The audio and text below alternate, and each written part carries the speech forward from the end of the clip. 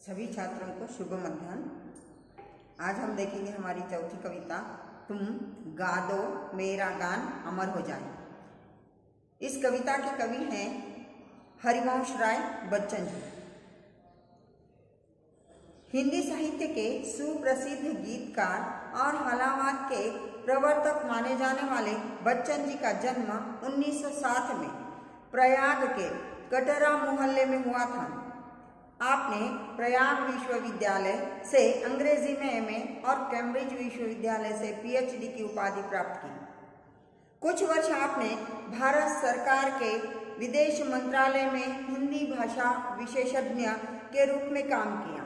आप राज्यसभा सदस्य भी रहे। आपकी मृत्यु 2003 में हुई।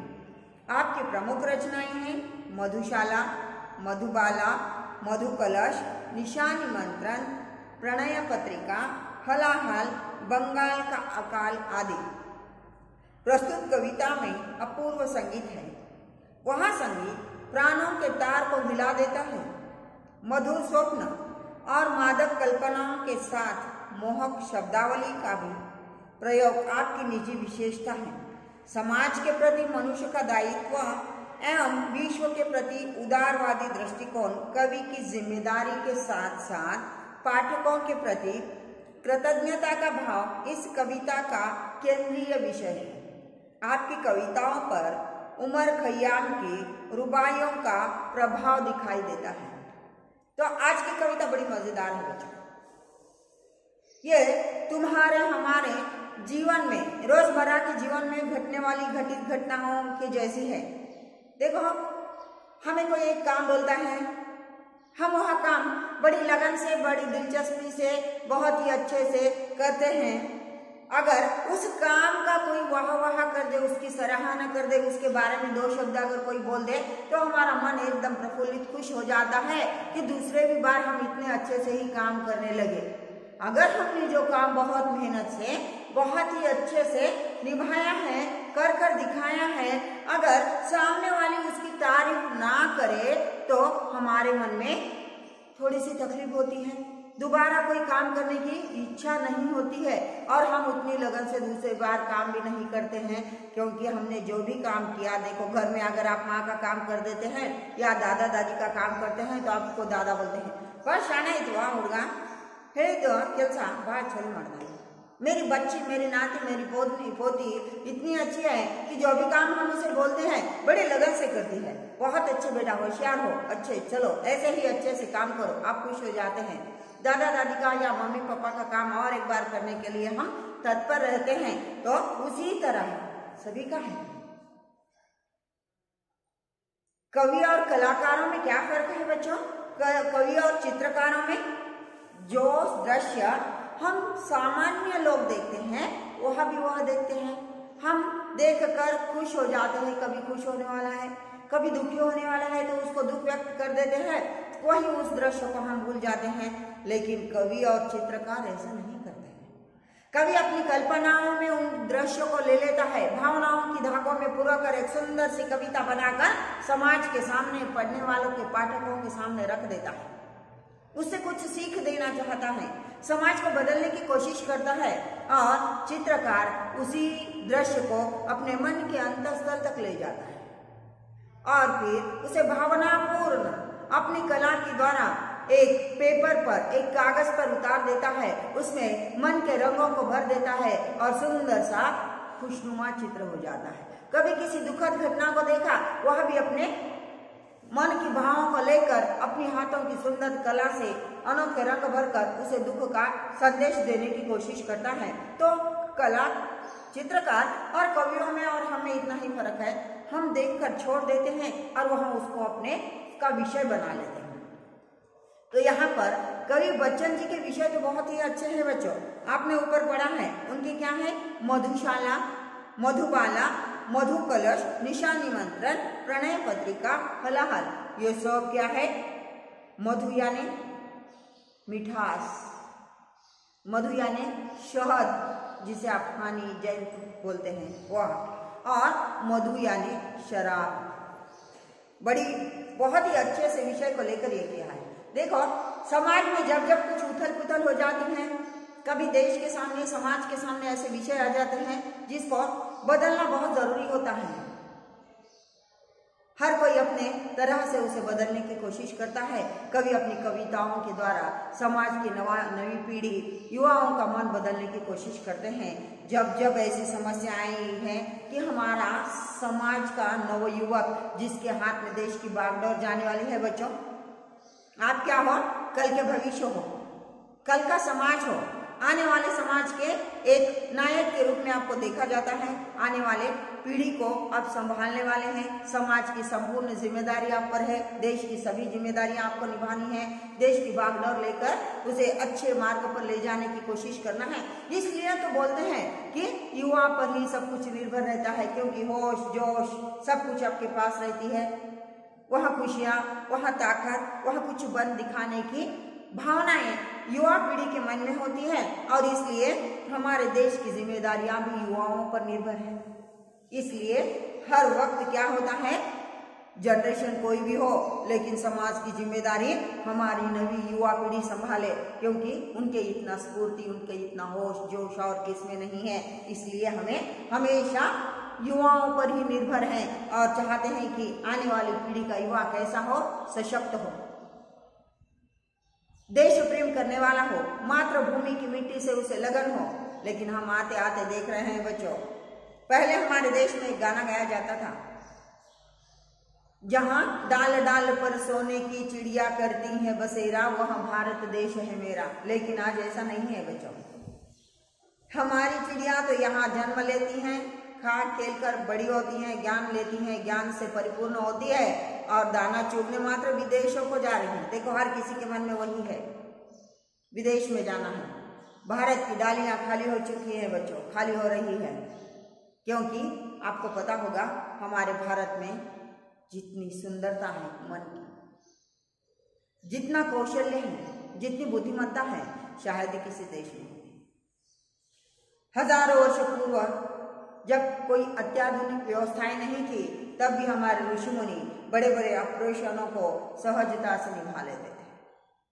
ऑपरेशन थिएटर नहीं थे, आधुनिक व्यवस्थाएं नहीं थी, फिर भी किडनी का स्टोन निकालने में सब में पूर्ण पहली बार सक्सेस होने वाला हमारे देश के ऋषि मुनियों का डॉक्टर है। ऋषि मुनि थे जिन्होंने उस पत्थर को ऑपरेशन कर कर निकाला था। उसका प्रगत रूप आज हम विदेशी लोगों के पास देख रहे हैं। फार्मूला हमारा है, इसका प्रगत रूप मात्र उन्होंने किया है, और इसलिए जो भी हम काम करते हैं उसकी सराहना अगर कोई करा तो बनाने वाले को, काम करने वाले को खुशी मिलती है। और इनके विषय यह क्यों है, मधुशाला इनकी आज से 5 से 6 साल पहले वाले सिलेबस में एक बहुत सुंदर कविता थी बच्चों। मधुशाला में वहाँ बता रहे थे कि ये मधुशाला क्या है।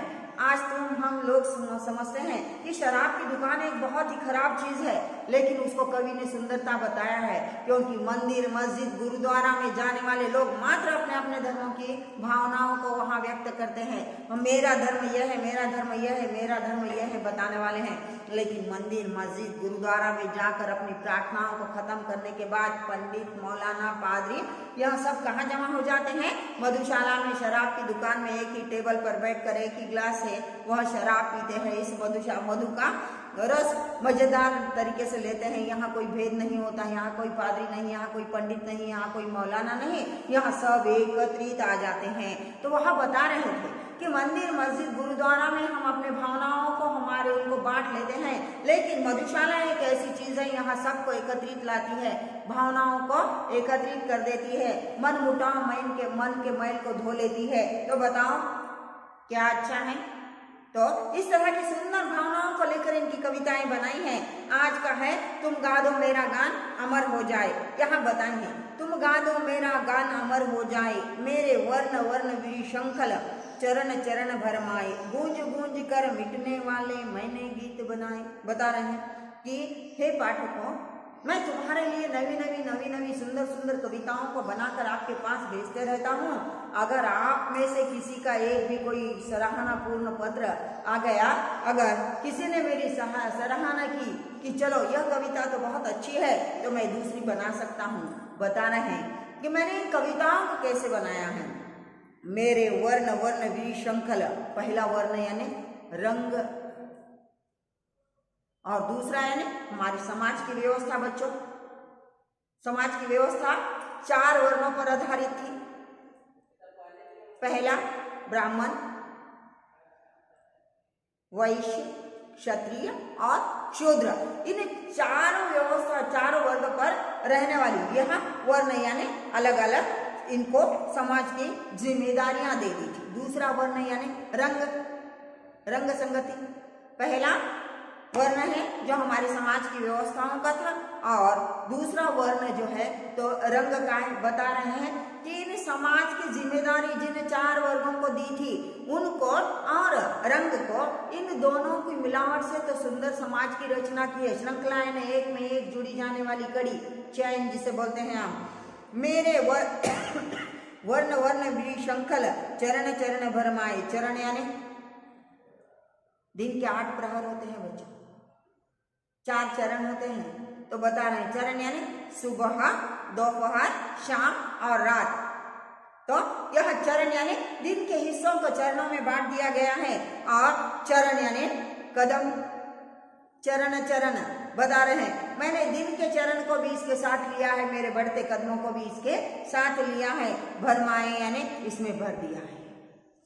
गूंज गूंज कर मिटने वाले मैंने गीत बनाए। बता रहे हैं कि कुछ आवाजें ऐसी थी, थोड़ी देर के लिए गूंज गई हैं और उसके बाद वह मिट गई हैं, लेकिन मैं इस कविता के द्वारा आपको उन आवाजों को सुनाना चाहता हूँ, मैं आपको जगाना चाहता हूँ। मैं आपके हमेशा यह कविताएं जब तक आपके साथ है वह आपको साथ दे, इस तरह की कविता बनाकर उस गूंज कर मिटने वाली आवाज को फिर से गूंजाना चाहता हूँ, आप तक पहुंचाना चाहता हूँ। कूक हो गई हूक गगन की कोकिल की कंठों पर, तुम गा दो मेरा गाना अमर हो जाए। कूक यानी दर्द, ये कूक यानी कोकिल आवाज और हुक यानी दर्द। गगन यानी आसमान, कोकिल के कंठों पर। बता रहे हैं आपको कोयल मालूम होगा, कोकिले क्या होता है, जैसे ही वसंत ऋतु आना शुरू होता है, आम के पेड़ों पर फूल लगने लगते हैं, कोयल का गाना शुरू हो जाता है। कहीं दूर पेड़ पर बैठकर यह अपनी सुंदर मीठी आवाज लगा देती है और इसके कूकने से, इसकी छोटी सी आवाज से पूरा आसमान गूंज उठता है।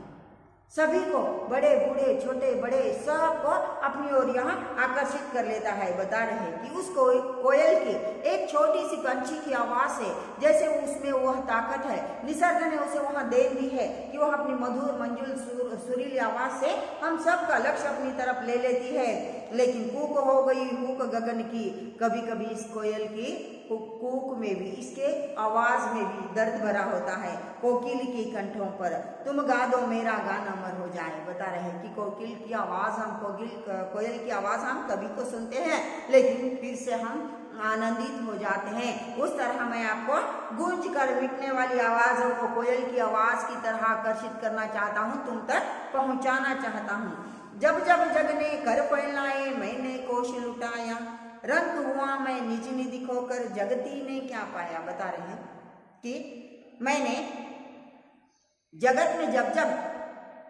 हमारी आवश्यकताएं हुई, कवि के लेखनियों की आवश्यकता हुई, तब मैंने सब कुछ लुटा दिया। कब होता है बच्चों, कभी कभी समाज में मैंने आपको बताया उथल पुथल होता है, तो कभी सुंदर सी कविताओं को समय के अनुसार विषयों को लेकर अपनी कल्पनाओं को वह भावनाओं के धागों में जोड़कर एक सुंदर सी समाज को समय के अनुसार जो कविता चाहिए, जो विषय चाहिए, वह कविता के रूप में समाज के सामने भेज देते हैं और वह अर्थपूर्ण कविताओं से समाज में कुछ बदलाव लाना चाहते हैं, क्रांति लाना चाहते हैं। क्रांति यानी बदलाव लाना चाहते हैं। बता रहे हैं कि मुझे कब ऐसा लगा कि समाज को अब कवियों की आवश्यकता है, और तब मैंने यहाँ पर जब जब जग ने कर फैलाए मैंने कोश लुटाया। कर यानी हाथ, फैलाया यानी कुछ मुझसे मांगा, हमारी तरफ मांगने की दृष्टि से देखा, मैंने कोश लुटाया, तब मैंने मेरा धन, कोश यानी पैसा, धन दौलत लुटाया। रंग हुआ मैं निज निधि खोकर जगती ने क्या पाया। रंग को ना गरीब हो गया, जब जब जग को मेरी आवश्यकता थी, लोगों ने मेरे तरफ कुछ भावनाओं, ऐसी भावनाओं से देखा कि अब समाज को, जग को, समय को हमारी आवश्यकता है और इनसे कुछ चाहिए, तब मैंने मन खोल कर मेरे कोश को लुटाया है। बोलो बच्चों, कवि की कोश में क्या होगा, कल्पना, सुंदर सी कल्पना, शब्द, भावनाओं के धागे, इन सब को समाज के ऊपर, जगत के ऊपर लुटा दिया और बता रहा है रंग हुआ मैं निज निधि खोकर, निज यानी मेरी स्वयं की अपनी, निधि यानी धन दौलत, मैंने सब कुछ जगत पर लुटा दिया। लेकिन पता नहीं, मैंने लुटा तो दिया लेकिन जगती ने क्या पाया? क्या उससे आपको कुछ मिला? आपने उन कविताओं को पढ़कर उसका अर्थ को समझा, समझकर अपने दिनचर्या में, अपने जीवन में कुछ बदलाव लाए, आपने कुछ पाया?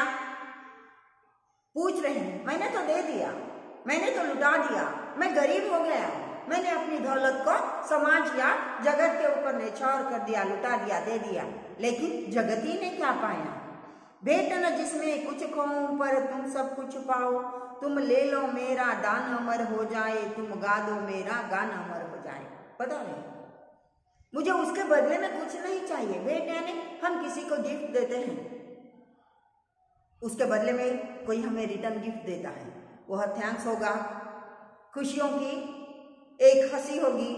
अगर वह हमें आकर लिपट जाएगा, बता रहे हैं मैं समाज में बदलाव लाने, शांति लाने, खुशियां लाने, मेरी अपनी दौलत को लुटाने के लिए तैयार हूं, मैंने लुटा भी दिया हूं, लेकिन जगत ने, इस समय ने कुछ पाया? मैंने जो कुछ लुटाया था उससे जगत को कुछ लाभ हुआ, मैं उसके बदले में कुछ नहीं चाहता। लेकिन एक बार तो बोल दो कि यह बहुत अच्छा था, ये कविता भावपूर्ण थी, अच्छी थी, अर्थपूर्ण थी। भेंट न जिसमें कुछ खोऊं, खो यानी चला जाना, खो देना, हमारे हाथ से चले जाना। तो बता रहे हैं कि मैंने ऐसी कोई भेंट नहीं दिया आप लोगों को कि खोने का पछतावा मुझे हो, मुझे खुशी है, मैंने लुटाया है, खोया नहीं है, पर तुम सब कुछ पाओ। बता रहे हैं मैंने लूट कर मैं रंग भी हो गया हूँगा, लेकिन आप लोग पालो, उससे कुछ ना कुछ लाभ उठाओ और तुम ले लो मेरा दान अमर हो जाए। बता रहे हैं बच्चों, बहुत बड़ी बात है, दान लेने वाला होना है। दान देने वाले बहुत रहते हैं, लेकिन लेने वाले तो चाहिए कि नहीं? दुनिया में सब में बड़ा दान कौन सा दान है बच्चों? दान में दान, महादान कौन सा है? कन्यादान। बड़ी विचित्र सी स्थिति है। समाज में लड़की हुई तो बहुत मुंह छोटा कर कर बोलते हैं, लड़का हुआ तो ओह बेटा हुआ है, लड़की हुई तो अरे आपके यहाँ कुछ होने वाला था ना, क्या हुआ? बेटी हुई है यार। आवाज गिर जाती है, नजरें झुक जाती है। समाज को पता ही नहीं चला है बच्चों कि जिस बेटी के होने पर हम खुशियां नहीं मनाते, वहां बेटी तो हमारा सब कुछ है। बेटा होने पर वंश का दिया कहलाते हैं, एक वंश का नाम रोशन करता है, पिता का नाम रोशन करता है। लेकिन बेटी होने के बाद दो दो वंश की जिम्मेदारियां हैं बच्चों इन पर। हमारी बेटियों पर दो दो वंश की जिम्मेदारियां हैं, एक पिता का नाम रोशन करना है और एक जिस घर में उसे ब्याह कर विदा कर देते हैं, जिंदगी भर वहां उस परिवार की जिम्मेदारियों को निभाती रहती है। बेटी वह चीज है, हर रूप में माँ का, पिता का, भाई का, पति का, बेटे का, समाज का, सबका स्थान अपनी जिम्मेदारियों के साथ निभाते रहती है। कभी भी वह कमजोर नहीं होती, बहुत बार दुखी होती है, लेकिन अपने दुख को व्यक्त नहीं करती, औरों के दुख में दुखी हो जाती है, औरों की खुशियों को बढ़ाने की कोशिश करते रहती है। और इसलिए बता रही हूँ कि बेटा मात्र एक वंश की जिम्मेदारी को निभाता है, बेटियां दो दो वंश की जिम्मेदारी को निभाती है।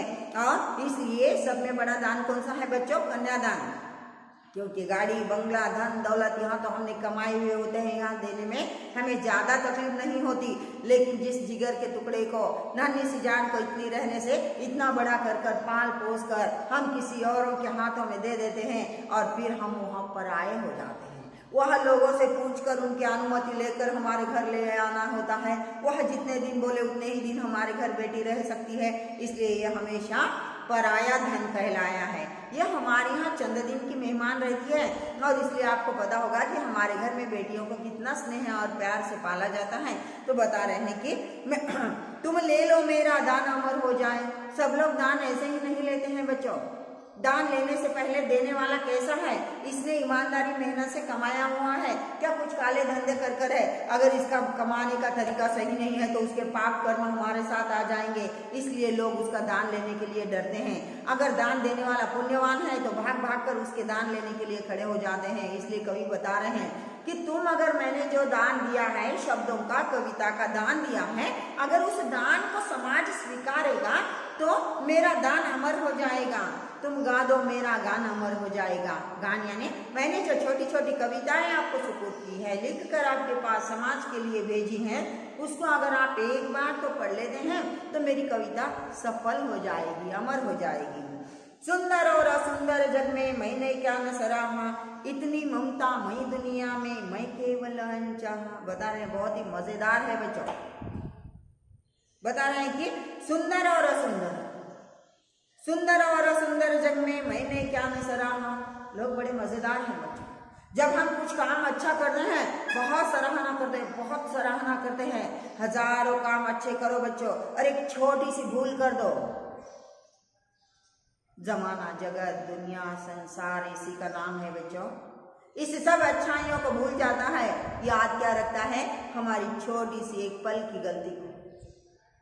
इसलिए बोलते हैं कि हर काम करते वक्त बहुत सोच समझ कर करना है। हजारों पुण्य के काम करते हैं और एक गलती से आपके हाथ से पाप का काम हो जाता है तो दुनिया इसको भूल जाती है और इस पाप के काम को याद रखकर बोलती है आदमी अच्छा नहीं है यार, क्या करने का, पहले बहुत अच्छा था, आज इसने यह गलत काम कर दिया, सब हो गया ना गुड़ गोबर। यानी अच्छा जो किया था वह एक छोटी सी भूल से, एक छोटी सी गलती से सब चला गया, आप वहाँ अच्छा नहीं है, इस तरह बोलते हैं। और इसलिए हम वहाँ बता रहे हैं सुंदर और असुंदर जग में मैंने क्या न सराहा। कुछ लोगों ने मेरी कविताओं को पढ़कर बहुत गुनगाए, क्योंकि इनकी कविताएं कैसी थी, नशा को मिटाने वाली थी, शराब के लत को छुड़ाने वाली थी। कुछ लोगों ने इसको, इनकी कविता को पढ़कर अर्थ को समझकर शराब पीना छोड़ दिया। उन्होंने लिखा कि हे कविवर, आपकी कविता तो मन को छू लेने वाली थी, अर्थपूर्ण थी, मैंने उसको पढ़कर दिमाग से सोचा और उसी दिन से मैंने शराब को छोड़ दिया। आज मेरी जिंदगी, मेरा परिवार, मैं सब कुछ बहुत खुशी में है। कविवर आपकी कविता बहुत ही सुंदर थी, यह सुंदर जगत।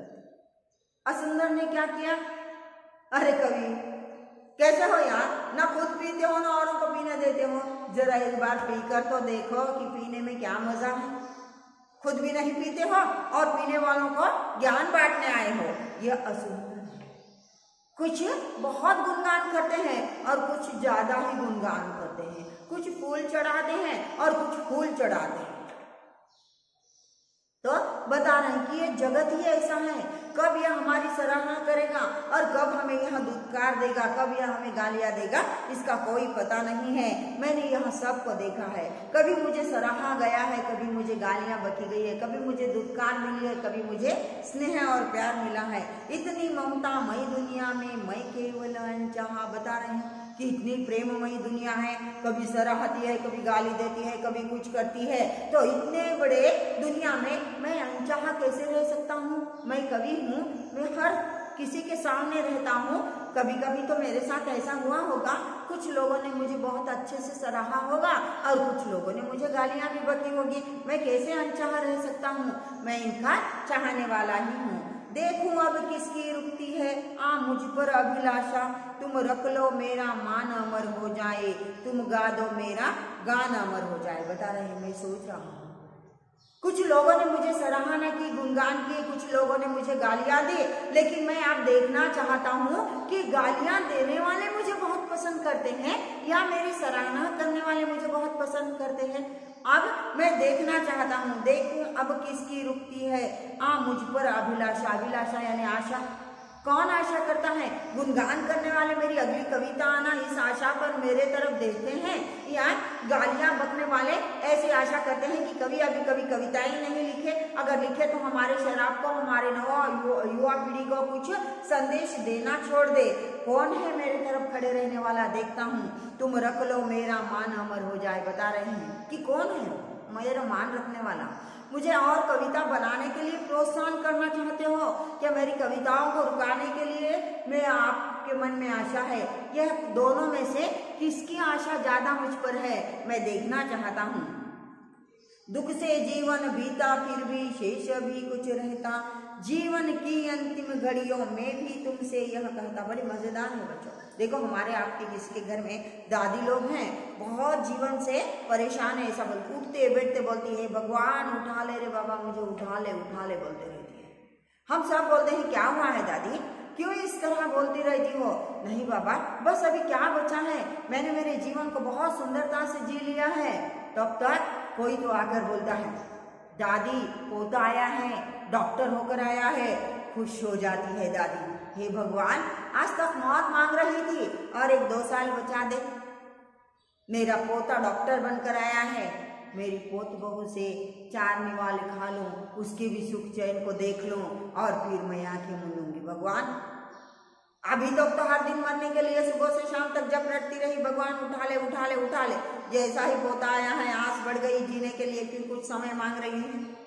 ऐसे तैसे बहू भी आ गई, पोत बहू आ गई, उसके हाथ से खाना सेवा वगैरह सब कुछ हो गई। अब फिर से शुरू हो जाता है इसका गाना, उठा ले रे भगवान। फिर कोई बोलता है, अरे पड़पंथी आने वाला है। बोलती भगवान, ये तो बहुत अच्छा हो गया, सोने की सीढ़ी से तेज चढ़कर तेरी स्वर्ग में आऊंगी, पड़ पोते का मुख देख लेने दे। यानी आशा कैसी है?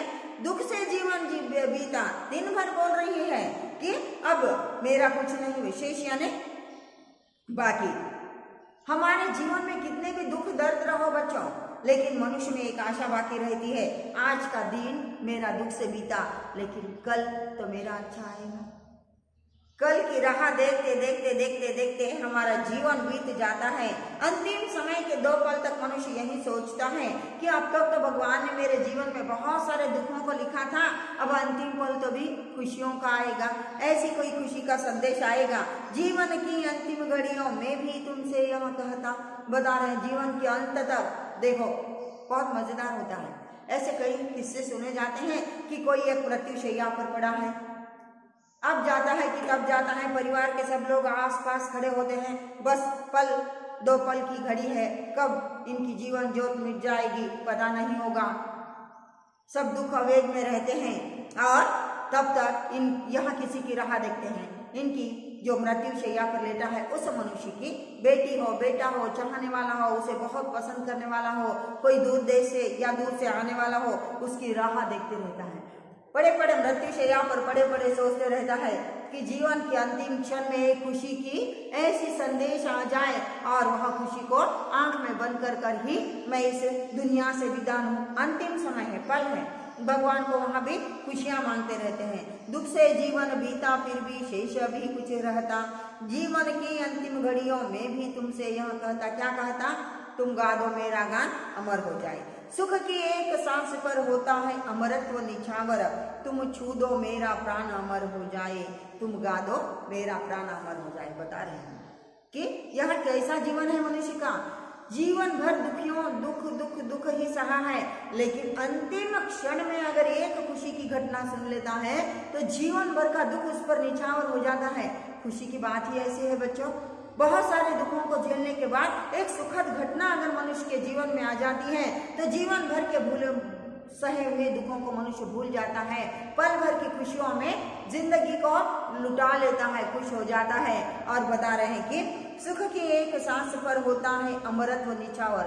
अंतिम समय अगर एक खुशी की बात आ जाती है तो अमर हो जाता है जीवन। बताता है कि मैं उन सब दुखों को भूल गया हूँ, अंतिम समय क्यों नहीं हुआ, मैं खुश हुआ हूँ, मुझे खुशियाँ मिली है और यही खुशी मेरे लिए बहुत है। तुम छू दो मेरा प्राण अमर हो जाए। कौन छूना है? खुशी की एक घटना, खुशी की एक बात में, खुशी में उनको खुशी देने वाला कोई ऐसा व्यक्ति आ जाए, वह खुशी की बात, वह संदेश अगर इसको मिल जाता है तो इसके प्राण को छू लेता है तो यह अमर हो जाता है। बता रहे मैं उतना खुश हो जाऊंगा। अंतिम समय मेरे प्राणों को जाते समय भी अगर प्राण को एक खुश और सुखद समाचार मिल जाता है तो मैं अमर हो जाता हूँ। तुम गा दो मेरा गान अमर हो जाए। बता रहे हैं कि हर व्यक्ति में एक ऐसी अभिलाषा, एक ऐसी आशा होती है कि मनुष्य उसके किए हुए कामों को सराहना करे। हम समाज को कुछ ना कुछ देना है बच्चों, संदेश दे रहे हैं, देते समय पाने की आशा नहीं करो। बता रहे हैं कि मैं भेंट ऐसी दे रहा हूँ, वापिस मुझे कुछ नहीं लेना है, मैं लुटा रहा हूँ, मैं रंग हो रहा हूँ, लेकिन मुझे एक ही आशा है कि मैंने जो कुछ लुटाया, मैंने जो कुछ आपको संदेश के रूप में, कविताओं के रूप में आपके सामने रखा, उससे समाज को युवाओं को उस समय जिनके लिए जिनको सामने रखकर कविताओं को बनाया, उसको कुछ लाभ हुआ क्या? आपने लाभ उठाया? कुछ बदलाव आया? अगर आया तो मेरी यह कविता सफल हो जाती है। और यह संदेशपूर्ण कविता आज हमने देखी है, तुम गा दो मेरा गान अमर हो जाए। यही तो संदेश है बच्चों। दादा अपने बेटे को जिम्मेदारियों को सौंपते हैं, वह बेटा अपने बेटे को जिम्मेदारियों को सौंपता है। यह श्रृंखला हमेशा पीढ़ी दर पीढ़ी आगे चली जाती है। और यहाँ हमें एक ही संदेश मिलता है कि जियो और जीने दो, खुद भी आराम से सुख चैन से जियो, ईमानदारी से जियो और आने वाली पीढ़ी को भी यही संदेश दो। दादा लोग बोलते रहते हैं, हमारी परंपरा ऐसी है बच्चों कि आज तक हमारे दहरी से कोई खाली हाथ नहीं लौटा है, और यही को निभाना है। और इसी का नाम है तुम गा दो मेरा गाना अमर हो जाए। बाकी हम